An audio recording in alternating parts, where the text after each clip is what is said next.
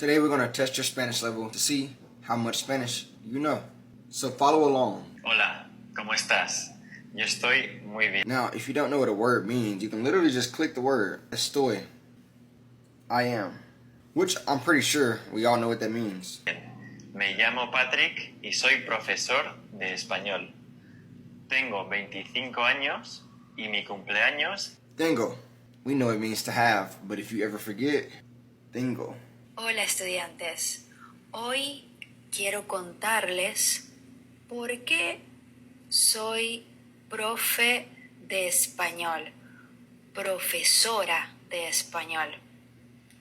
Alright, that was too easy. I'm going to take you to one of the harder levels that I'm doing currently. Yo tengo un maquillaje como muy marcado, pero depende del día y de lo que vaya a hacer, si me hago un full face o solo los ojos. Hoy voy a hacerme un full face porque esta... Let me know in the comments how you did and what you think your true level is.